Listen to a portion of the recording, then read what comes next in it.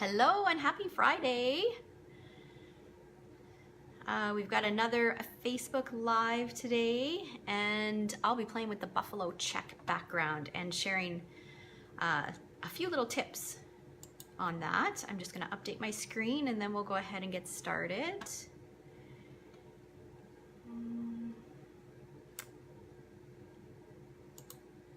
Hello, Mary Liz. You're always the first one on. Okay, let's see here.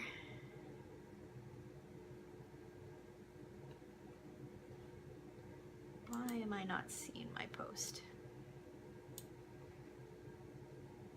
I just read, I'm a little distracted today. I just read something on Facebook, and a house just down the street from us was broken into and robbed at 11 a.m. the other day. So it just kind of freaked me out because I'm home lots during the day. And actually we just finished a class and we saw the cop cars pull up and we were wondering what's going on. So I'm all frazzled. My head is not with it, so I'm going to apologize in advance. Okay, my doors will be locked from now on. Okay, here we go. Here's my screen. And let's make it bigger so I can see the comments. All right. Okay, so just like every week, the first thing that we're gonna do is draw for next week's last week's winners. So we are drawing for these two cards that I made live on Facebook last week. Yes, it is very scary, especially midday, and we live on a busy street. So I don't know, I always thought that, you know, midday, I don't know, you'd be fine. It's at night, and because we're on a busy street and there's quite a bit of traffic and it's a bus route, I don't know, I guess it's a false sense of security because it can happen to anyone, anywhere, right? Okay, so the winner, oh, look at that, Andrew. So I'm gonna see Mary Liz on Tuesday, so I will set those aside for you. Okay, now, for those of you who are new, maybe who haven't watched me before, my name is Sherry. I'm a Stampin' Up! Demonstrator from Sherwood Park, Alberta. And the way that you can get your name entered to win the cards that we make today is by commenting. If you're watching live on Facebook or if you're watching the replay, you have a week. So from the day that it's posted until the following Thursday, I will add everybody who comments their names into a draw to win today's projects. If you share the Facebook video, then you get 5 entries. And then I also post it to YouTube. So you have that same period of time from when I post it on YouTube until the following Thursday. If you comment on YouTube or share the post, then you'll get 5 entries as well. Okay? All right, so I'm gonna flip the camera down and we're gonna go ahead and get started because I've got lots to share with you today. Let's see here. You'd think I'd remember how to do this. There we go.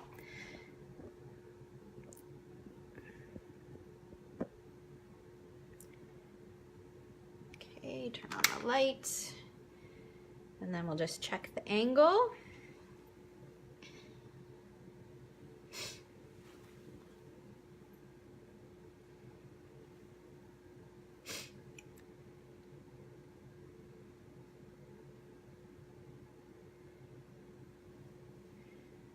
Okay. All right. I think that looks pretty good. Actually, let's move it up just a tiny bit. Okay. All right. So today we are going to play with the buffalo check background, and we're going to create these two cards. So I needed, my mother-in-law's birthday is this weekend, and we'll be seeing her a couple times actually this weekend. So I'm going to make her a birthday card. And then of course, this time of the year, you can never have enough Christmas cards. So we're gonna make a Christmas card as well. And the product, like I said, of focus is the buffalo check background. This is so on trend. Hey, Shirley.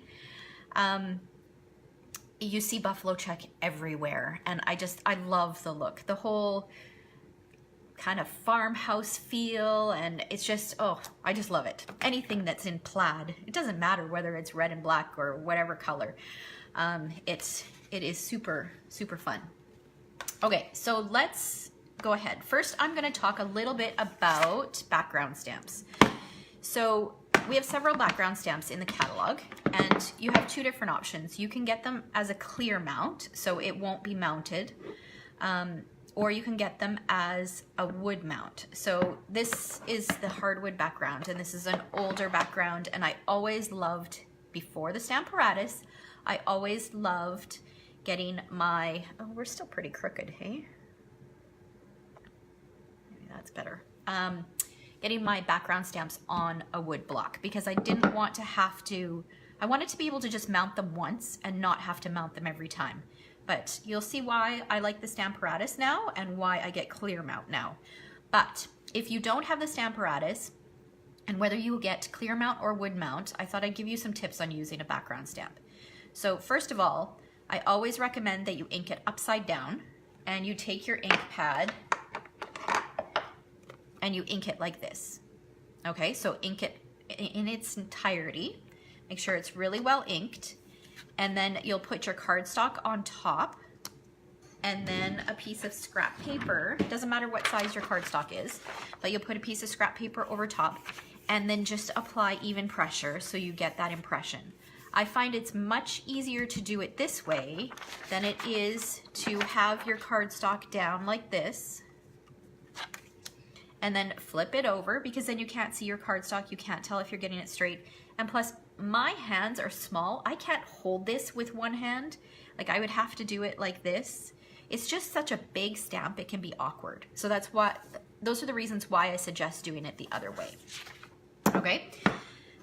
Now, if you have the clear mount, like I said, that same technique can work with a clear mount. You just mount it on your clear block and then still ink it up and stamp it the same way. But let's talk about the Stamparatus.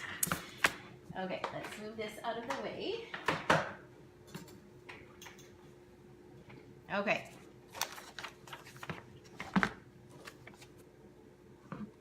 Marie Liz said, love this stamp, but totally intimidated until you showed the Stamparatus method. Yes. It is so much easier with the Stamparatus. Okay, so if the Stamparatus is a stamp positioning tool, for those of you who may not be familiar with it, and it has a ton of possibilities. I've filmed a few videos already sharing some techniques using the Stamparatus, and in the YouTube portion of this, once I upload this video to YouTube, I will post a link to those 3 videos down below. And if you do want me to post them in the comments of this video on Facebook, just let me know and I can post those so that you can take a look at them. But the Stamparatus comes with 2 of these removable plates. So you get one on this side and one on this side. So I've only got one in here right now. You get 2 magnets. I always use just one because these are really, really strong magnets. And if they snap together, they will crack. So I only use one unless I absolutely have to use 2. And then you get, so you've got on the base, you've got this grid here that you can use. And then it also comes with a foam mat that you use when you use photopolymer stamps. Okay, so those are the things that come with it. And then we have, Stampin' Up! Has just released at the beginning of August. Hey, Christina, we're gonna miss you next weekend. Who's gonna be our water girl? Okay, so at the beginning of October, Stampin' Up! Released some accessories, and one of those accessories is grid paper that fits right in here perfectly. Okay, and then there's also replacement magnets, there's extra plates, and then there's a foam mat as well. Or you can get foam mats, additional foam mats. So those are the accessories that you can get to go along with it. And hopefully a case will come up soon, but we'll see. The other thing that I do suggest when you purchase a Stamparatus is a silicone mat. I find because there is a bit of height for the hinges, like if you look the way this sits, you can see that it's a bit at an angle. Actually, this is probably better. A bit at an angle. Actually, you probably can't see that too much because the stamp is on there.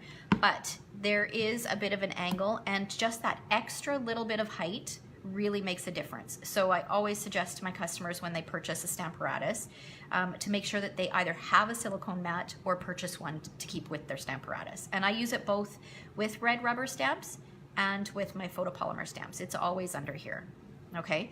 So I have it strategically placed so that it is going to be underneath my stamp when I stamp it, okay? Because it's obviously not the same size as the actual base of the Stamparatus. And then I'm going to put my grid paper on top. You know, it never fails. I film a video and the phone rings. My phone never rings. Anyways, so I'm going to put my grid paper on top, and that's just going to protect the surface so that if my cardstock isn't as big as my actual stamp, it's not going to get ink anywhere else, okay? But it's also going to help me line things up on here. Okay, so let me grab my cardstock here. Now, first of all, because this is a larger stamp, if we had a piece of cardstock that was about that size, or the size that we wanted it, and let's say we wanted to make a card front size. Good morning, Shara. Let's see here. She asked, curious to know what is the difference between the stamps, red rubber, photopolymer, is it just user preference? Okay, well, we have 3 different kinds of stamps. So we have red rubber, well, we have wood mount, and we have Clearmount.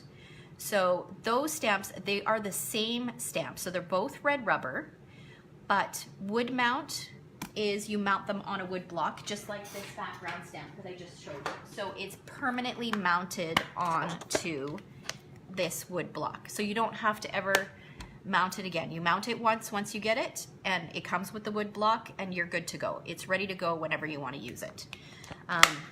It does come in a thicker case, so for storage purposes, it takes up a little bit more room.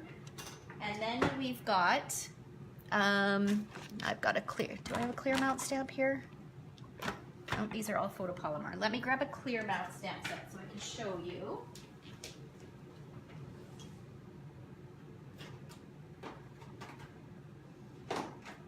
And everything that I'm grabbing is, okay, here we go. Okay. All right, and then Clearmount, so it looks exactly the same, except this is when you put it, so you have blocks. So then you stick it on a block and you use it, and then you would take it off the block and put it back in the case. You can see that the case is a little bit smaller, so for storage purposes, it takes up less space, and you reuse your blocks. So a lot of people prefer these for storage purposes and for cost. I mean, obviously the cost is a little bit lower because you're just buying the stamps themselves. You're not having to pay for the wood blocks. And then we've got photopolymer stamps, which are our clear stamps. So these are the ones that you can see right through. So these are the easiest ones for positioning. And not all of our stamps come in photopolymer. So a lot of the words will come in photopolymer, or things that are 2 steps. So if you stamp one thing and then you want to stamp some more details over top, anything that really needs careful aligning, those will be the ones that you find in photopolymer. Okay, so it really is just, well, I mean, apart from if they only come in photopolymer, whether you choose wood mount or Clearmount really is just personal preference. And I prefer Clearmount for the cost, and also it's so much easier now that we have the Stamparatus. So, okay, so hopefully that answers your question. Okay, so now if I wanted a card front in this size, then I would put my paper down, and then I would use my magnet to hold it in place. And I do suggest that you use the magnet because if you need to restamp, so if you didn't get enough ink in one spot, then you could just re-ink it and stamp it again. You don't have to worry about your cardstock moving, anything like that. But because our cardstock is about the same size as our background, you go to stamp it, your magnet is in the way. Let's move this up so that you guys can see the whole thing. Okay, so your magnet is in the way. So you really do need to have a larger piece of cardstock to stamp. Okay, so whether it's the way you position it like this, and then you can ink it up and then you can stamp it. Okay, so that makes sense. So you need a larger piece of cardstock in order to use the Stamparatus with this. Shara said, thank you for the explanation. That makes sense. Sorry to send you down a rabbit trail. Oh no, that's not a problem. I'm happy to answer that. And if you had that question, other people likely had that same question as well. All right, so you need a larger piece of cardstock. But then I thought, you know, I was doing that and then I thought, that's such a waste, because you go to stamp and you're kind of in the middle and you've got all this waste. This piece is still big enough that you could use it for something else, but you've got all this waste around. So I knew that there had to be a way that you could get the most out of your cardstock, and I figured it out. So I'm excited to be here to share with you, to share that with you today. Okay, so let me start with the positioning of the stamp. So I have it, you can see that on this platform there's grid marks etched into here. Okay, hopefully you can see that on the video. I have my stamp lined up so that the edge of the rubber is about halfway between the first and second line on the right and from the top, the hinge section. So it's about halfway between those marks. And if you do it like that, it doesn't have to be precise, but as long as it's close, then this technique will work perfectly for you, okay? And then the other thing that I did was I've got my cardstock cut to 5.5 by 8.5 inches. And I'm going to line it up with my grid paper so that it's 2 squares down and 2 squares in. And then I'm going to put my magnet down here in the corner so it's out of the way. Okay, so now we are going to ink it up. The other thing that I find is really helpful is if you put a clear stamp case underneath so that your platform or your stamp is flat when you go to ink it. That allows you to not get so much ink around the edges. I mean, that can just be wiped off. It's not that big of a deal, but it just helps prevent getting too much ink around the edges.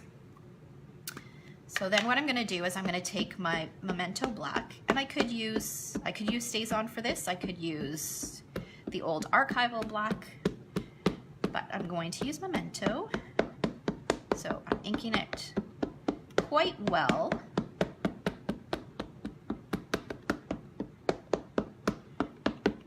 Okay, and then let's move this out of the way, move it up so you guys can see, and then I'm going to stamp it down.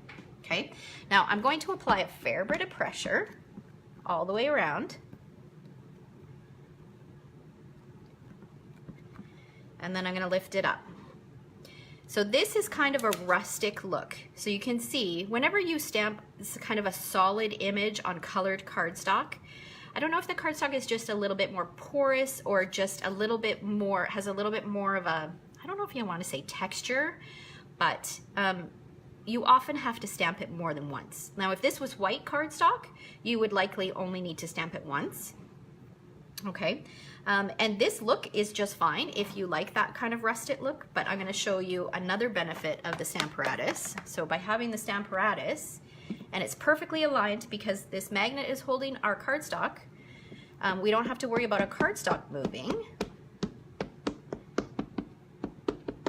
So I'm going to re-ink it.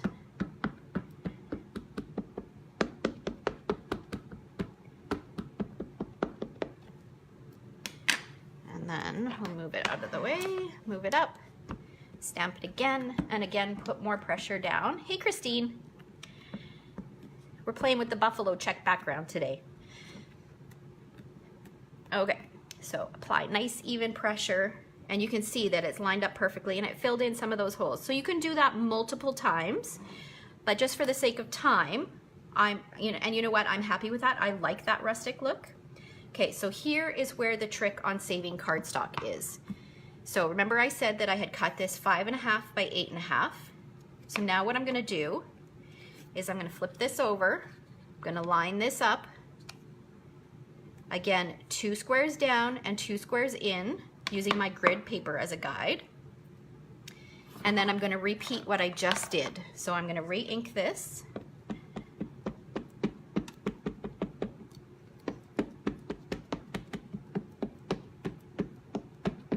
So you guys might be able to figure out where I'm going with this.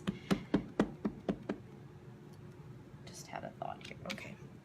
So when I flipped it, this side is the side with that I've already stamped. Okay, so this side has not been stamped yet. Okay, so I've inked that up. I'll put that down. Apply my pressure.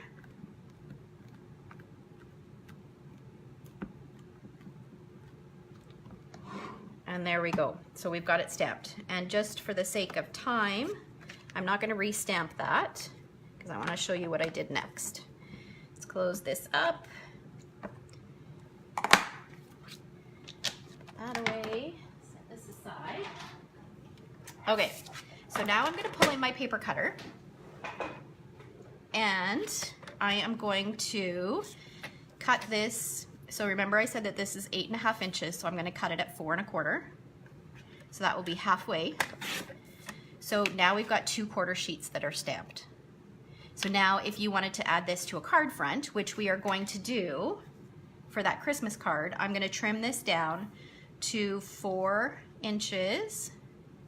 So I'm going to trim just a little bit off 2 sides, 4 by 5 1/4. Okay, so, and you would do the same with this one if you wanted it to be slightly smaller than your card base, and this is all the waste that you have, is 4 little pieces like this, because you would do the same on this one. So compared to the waste that would have been if you had used that same size cardstock to stamp one of those. So that's my little trick for you if you're using the buffalo plaid. And if you're making I always suggest to my customers, you know what, if you're designing a card, you may as well make at least 2 or make multiples of 2, because the design process always takes the longest. So why not make 2? And whether you need birthday cards or Christmas cards, hey Barb, you could even use the same layout and just switch up the greeting and make 1 Christmas, 1 birthday. So whatever you decide to do. So here we go. Our card base on this card is black, so it is 5.5 by 8.5. You're going to get 2 out of an 8.5 by 11, and then you've just done your plaid background. You've got 2 there, so you might as well make 2 cardstock or 2 cards, right? Hey Mary, thanks. I'm glad you liked that tip. All right, so let's go ahead and finish up this card here. Okay, so I've got my plaid background, or my card base, that measures 5.5 by 8.5, scored at 4 1/4. We're gonna fold it. And then I've got my plaid that I just stamped. We're gonna add that. You can see that there's just that little bit of an overlap, and that is why I flipped it over. So that overlap, you don't see that. In case you did want to use a whole, like if you wanted to cover this whole base and not have that little bit of a black border around the edge, so you could still do that. Whereas if you had done them both on the same side, there would have been that little bit of overlap. Okay, so now we've got that done. And then what I'm gonna do is I'm using a stamp set and framelit from the holiday catalog. It's called Merry Christmas to All. So it's available as a bundle. And I am using the word Merry. I love sets like this when they have those scripty die cuts. So I'm going to use this word Merry. And then from the stamp set, I'm going to use the word Christmas. And then for the inside, I'm going to use this greeting. It says, "May the beauty of the season fill your heart with joy." I love that sentiment. That's a great sentiment. Okay, so I've got my Merry here, and I pull in a piece of black cardstock and a piece of our self-adhesive sheets. So these come 6 by 12, and I cut them down. I use them for anything that is a little bit more finicky. So anything where you'd have to use liquid glue, anything that's detailed. And these are definitely quite detailed and can be a little bit messy when you put the Tombow or fine tip glue on the back. So this is double-sided adhesive. So I always cut it smaller than my cardstock that I'm cutting out. So if this measures, I think it measures 2 by 4, then as long as this is smaller so it doesn't overhang, then I'm happy with that. It doesn't necessarily have to go to top to bottom, because if you look As long as it covers most of it, you're fine. Okay, and the reason why I don't cut it exactly the same size is because if it extends past your cardstock and you go to feed it through your Big Shot, it just gets your pads all sticky and can just be a big mess. All right, so, and when you do cut it, you do want to flip it over. You want to have right side up. So we want the sticky side to be on the bottom. Okay, so I'm going to pull in my Big Shot.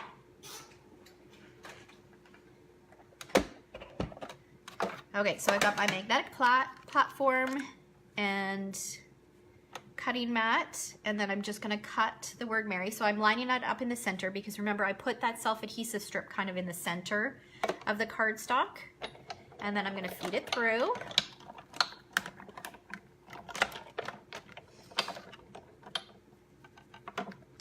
And then I'll pull that off. We'll get this out of the way.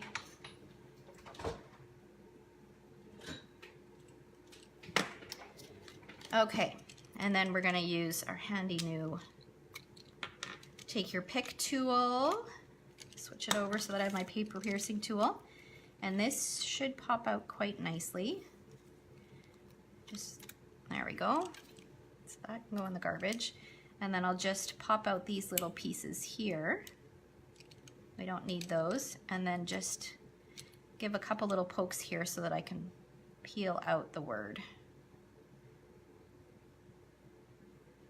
I'll show you the back in a minute here so you can see the adhesive. So you can see that most of it is covered with adhesive. There are a few spots that aren't, but that's okay. That is plenty of adhesive that it will still hold it in place. Okay, so now I'm going to pull in my card base. I'm going to use my little paper piercing tool here to pick this off. So I'm taking off this backing and then it will have adhesive on it, and I don't have to worry about getting my fingers all sticky from glue or the glue seeping out the sides. All right, so now I want it, let's go down a little bit. So because this has the lines on it, I can use the lines to make sure that this is straight as well. But it's very forgiving because it is a script font. Okay, so there we've got our words on there, our word, and then I've got Christmas on here.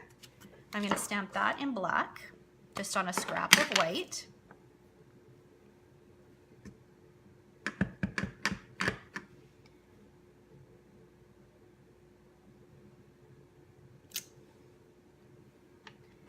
And then I'm gonna cut that out.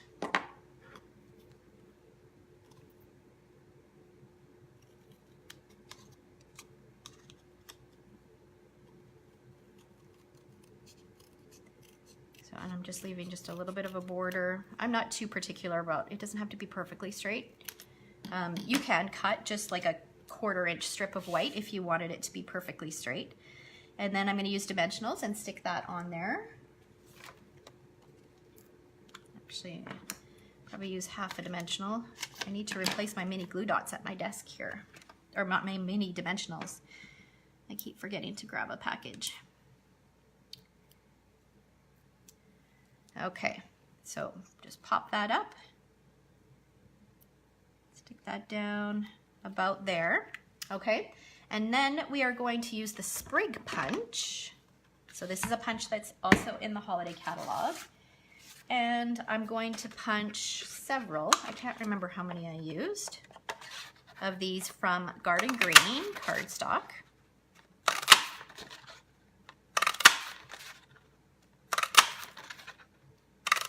I'll do 6. Pretty sure that's more than enough.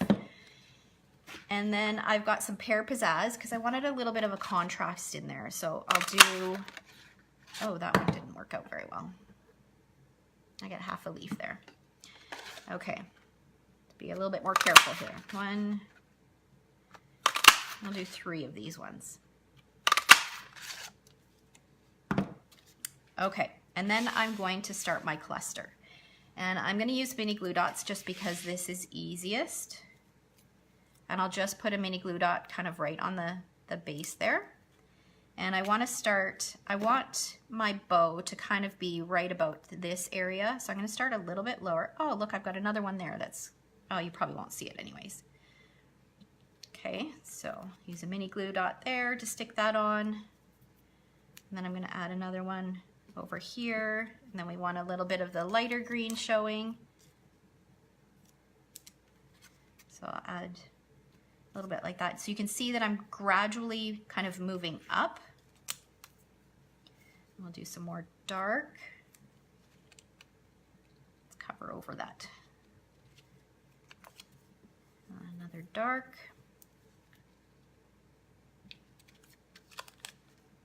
And then a light.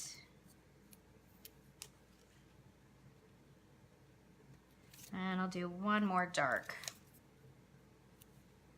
So I ended up using 5 of the garden green ones and 2 of the pear pizzazz. And you could make it fuller if you wanted. And then I'm going to take a nice long piece of linen thread and I'm going to fold it over in half and tie a bow because I want it to be a double bow. Okay. So make it the size that I want it, and then I will just hold the ends and trim them so that they're even. And then I've got a nice little double bow that I will add with a mini glue dot to the top.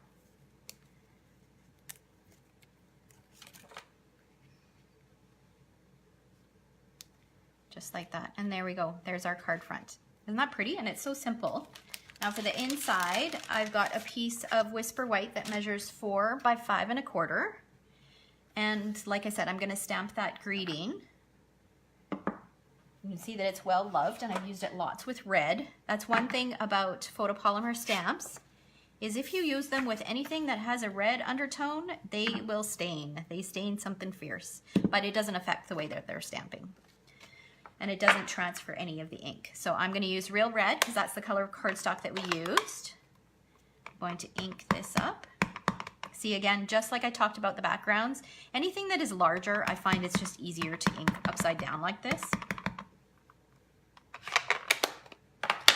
And then the other thing I find with photopolymer stamps, especially if they're a little bit larger, and definitely if they're more solid images, if you have something squishy underneath. So this is our Stampin' Pierce mat. If you have something like this, or even if you don't have that, if you have like a magazine or even your Stampin' Up! Catalog, if you have that underneath, that will make a difference as well. Okay, so let's line this up. I think that looks straight.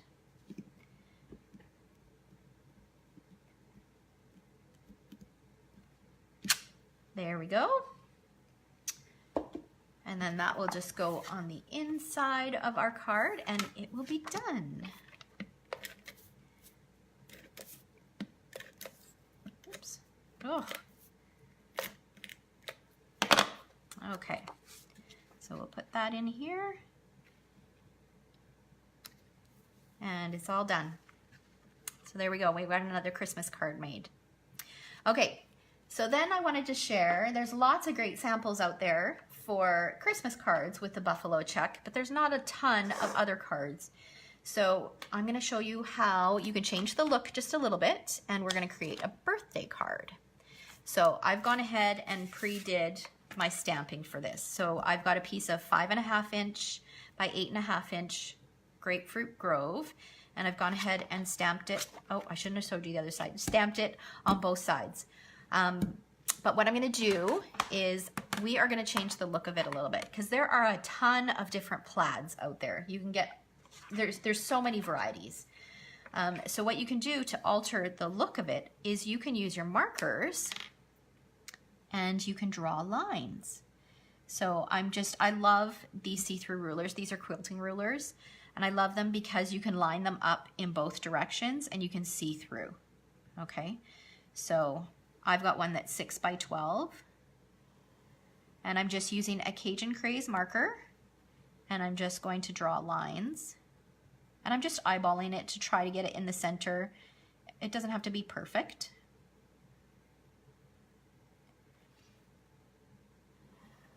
Okay, so you would just keep going down, and then you would go this way and do the same going this way. So I'm going in between where the white space is.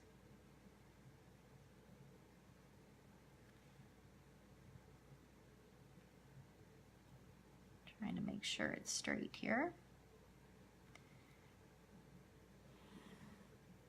Okay, so you would go in both directions, and then you would get a look like that. Doesn't that change the look of it? It looks completely different.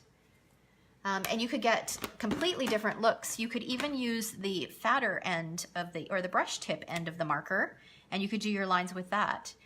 You could do some with the thin tip and some with the thicker tip. You could really just create your own plaid pattern. So we're gonna go ahead and cut this down to 4 inches by 5 1/4. So now I've got this piece that I can turn around and use later. And 5 1/4. Okay. And then that piece is going to get stuck onto a piece of Cajun Craze that measures 5 1/2 by 8 1/2, scored at 4 1/4. So I'm just going to stick that flat on here. So you could really do this stamp in any color, and it looks fabulous in white, stamped in any color, especially like a Sahara sand or even the new granite gray granite. It looks really good stamped in that as well. Okay, so we've got that, and then just like we did last time, I've actually gone ahead and done it already. So I've used the word happy from that same framelit set. So there's happy, holidays, Christmas, and merry, and then you get these 2 frames in this framelit set. So I've gone ahead and cut happy, and it's got my self-adhesive sheet on the back. So I'm just going to pick this backing off.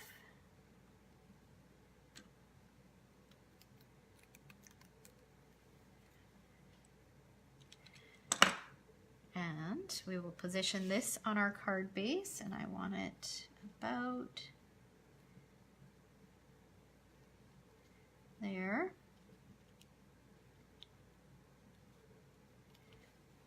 Okay, and then I wanted it to say birthday, so I am using Cajun Craze, and I've got happy birthday greeting from this Happy Birthday Gorgeous stamp set. So I'm using this happy birthday, but I'm going to just ink up the birthday. And actually, no, I don't want Cajun Craze, I want it in black. So I'm just going to move it off the edge of the ink pad so that just the birthday is being inked. That's another great thing about photopolymer stamps, is you can see through so that you can just ink just a portion. And I'll stamp that on my scrap of white. Let's close this up so I don't get ink on myself. And then I'm going to cut it out just like I did the Christmas.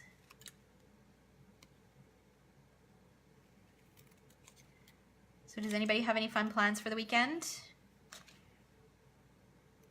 I'm hoping it's supposed to be nice. I haven't looked at the weather. It's been beautiful the last few days. So nice after the beginning of the month that we had, which was terrible. Okay. Just add a couple pieces of dimensional to the back of that and pop it up just like I did on the Christmas card. So I'm using the same basic design for both of these cards, but you can see that they end up turning out very different. Marie Liz says, getting ready for Bittern Lake and movies. I can't wait for Bittern Lake next week.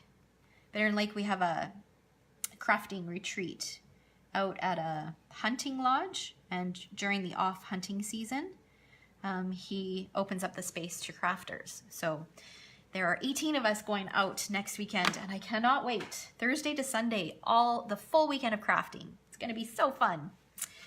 Okay, all right, so now we need a little embellishment, and I thought because this is for my mother-in-law's birthday and it's the fall, I thought a couple leaves would be very fitting. So I've gone ahead and cut a couple leaves, and these leaves are from, let me show you the framelit set here. Wait, using a little bit of everything today. So the Seasonal Layers Thinlits. This is a great Thinlit set. I've used it so often. You can see that some of my framelits are kind of warped because they're so well loved. But it's got snowflakes, it's got flowers, it's got leaves, there's a branch, and then the big scallops. There's even, which I don't have it on this one here because it's set aside to cut for a class that I have coming up. There's an Adirondack chair, which is my favorite framelit in this whole set. So we're using these two leaves. I've gone ahead and cut them from Garden Green and Cajun Craze. And what I'm gonna do is just put them in the palm of my hand and just push, just to give them a bit of texture. So I'll do that with the big one and with the little one. And then I've got some sponge daubers that are inked with Garden Green. I'm just gonna sponge around the edges. Again, it just gives it a little bit of depth and dimension just by adding that little bit of sponging around the edges. And then I've got one with some Cajun Craze. Ink that up.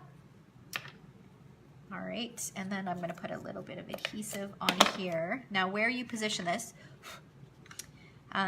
you just want to make sure that it doesn't hang over the edge because you need to make sure that it fits in the envelope. So I'll position that right there. I'm gonna trim this just a little bit. And then this guy's gonna go on top, kind of like that. And then I'm gonna do the same thing. Just pop these up just a little bit. I'm gonna do the same thing as I did with the last one. So linen thread and baker's twine, those are my go-tos when I need to add a little bow or something. They're easy to tie, so I doubled it up. And make it the size that I want it. I think a little bit smaller. And then again, just hold those ends, trim them as long as you want them. And then a mini glue dot to stick them on, and that might be a bit long for that. Let's trim them a little shorter. Okay, so then we're going to stick this on here with a mini glue dot right on there, and there's the front of our card. And then I've got a piece of, actually vanilla. I used white on the outside. I might have to take that off and change it. I forgot that I had used vanilla. So vanilla 4 by 5 1/4, and this will be for the inside of the card. So I'm going to choose the It's Your Day, and that is from the same stamp set, the Happy Birthday Gorgeous. I'm gonna use Cajun Craze ink. Christine says, you make such pretty bows. I've had lots of practice, Christine. I love bows. I did not love them in the beginning, but once you figure it out, it just, I don't know. It just adds so much, just that little bit, that little bow. It can be as small, as big, whatever. In any kind of ribbon, a bow just makes it so pretty. But I love even these bows even more with baker's twine and linen thread because it doesn't add a ton of bulk, which means that you don't have to pay extra for postage. So as pretty as ribbon bows are, it can really add up if you send a lot of cards. So yeah, so I try to keep the bulk down on my cards. What else was I gonna do? Oh yes, so there's also in the coordinating stamp set to these framelits, the Seasonal Layers Thinlits, there is this stamp set that coordinates with it. And so it's got, like I said, leaves and flowers, a different chair, some snowflakes. So I'm using this detailed leaf and then this smaller leaf. And so the detailed leaf is right here. And I'm going to use some Grapefruit Grove. So I'm using the color of this cardstock here. And I'm going to stamp it once on there. Look how pretty that leaf is. And then, Mary. Sherry has always been an expert with bows. Not always. Okay, so we're adding a couple of those while I have it inked up. I think I have an envelope in here somewhere. Yeah, here it is. Let's stamp the envelope. It's always nice to have a coordinating envelope. All right, and then we'll put this away. And you know what? I'm happy with the way it looks there. I don't think I'm going to use that solid leaf. I think that might be a bit too much. Okay, so then this will get put on the inside. So you can see I've got all my pieces cut so that I can create another one of these cards, because I was doing two, right? It just makes sense. So I've got all the pieces done before I put everything away after I'm done the video. I will just quickly put all those pieces together so that I have an extra birthday card. Okay, so then this goes right in the center. And there we go. Isn't that pretty? It's a great fall birthday card, and that could be masculine or feminine. So those are the two cards that we created today. I wanted to show you some other ones that I shared on my blog earlier this week in case you hadn't seen them. So some other ideas using the buffalo plaid. I'll set those aside. This is one that I shared on Monday, and there's step-by-step instructions to go with this one. Thank you, Mary. So this one uses pretty much all the same supplies as the first card that we made. So instead of using the die cuts, I used the stamp set. So I stamped Christmas with Versamark, put white embossing powder on it, and then heat set it, and then the Mary is just stamped in black, and I put it on a tag rather than just right onto the background. And then this is my thank you card for this month. So this is Pineapple Punch, stamped with thank you, Donna. Susan says, very nice, great way to keep your stamp set going for longer. That's right, yes. So here I did the exact same thing, the same technique on like a full 5.5 by 8.5 piece of pineapple cardstock. So I stamped two of them, but instead of putting it like this, I put it at an angle and then just trimmed off the excess. And then this fabulous thank you die, a vellum leaf on there, and then wrapped my twine around. So simple thank you card. Christine says, lovely cards, Sherry. Thank you. You're welcome. And then this was one that I received from my upline, and this was my inspiration for this card. So I kind of took the layout and just switched it up a little bit to turn it into thank you cards. So here she used happy, she used, instead of a vellum leaf, she used an espresso leaf, and then she added some sequins on there. Okay, so those are some more ideas with the buffalo check background. I hope you enjoyed today's video. If there is something that you would like to order, feel free to visit my website at stampdressers.com. And if your order is over $50 and you use this host code for the month of October, then you'll get a free set of metallic brads included with your thank you card for this month. All right, so thanks so much for watching. Have a fabulous weekend, and I will see you next Friday from Bittern Lake. Bye, guys.